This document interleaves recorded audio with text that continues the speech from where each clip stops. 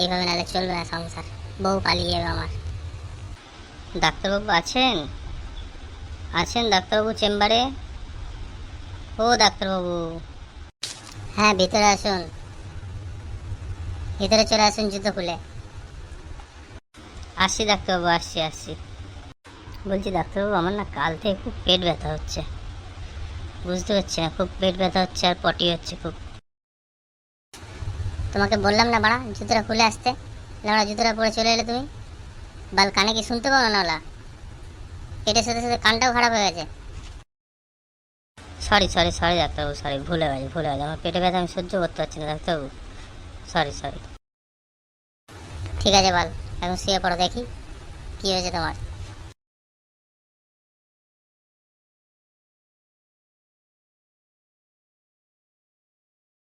রাতে কি বেশি উল্টো পাল্টা খেয়ে নিয়েছিলে নাকি পড়া? হ্যাঁ, মানে এই গরমে একটু কন্ট্রোল করে খেতে পারো না? বাল, কুকুর ছাগলের মতন হাওয়া হাওয়া করে খেতে থাকো।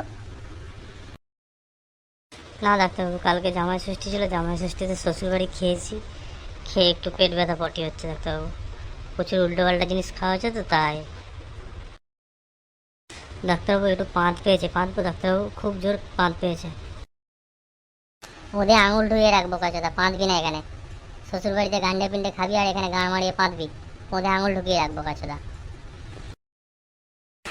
পাছাটা খোল, প্যান্টটা খোল, পাছায় ঢোকাবো।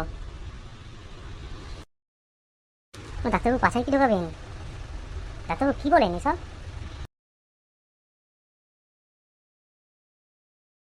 আরে বোকাচোদা, ইঞ্জেকশন দেবো বোকাচোদা, তাই প্যান্টটা খুলতে বললাম।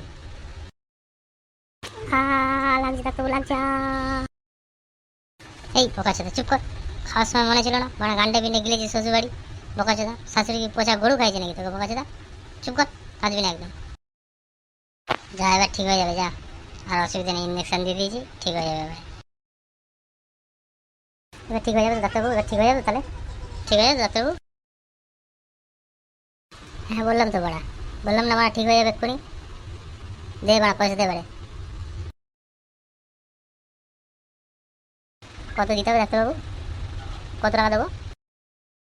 1100 টাকা দে, 1100 টাকা। 1000 টাকা চেক আপের জন্যে, আর 160 টাকা তোর পরে ইঞ্জেকশন দেওয়ার জন্যে। বোকা চোদা, তাতে দে।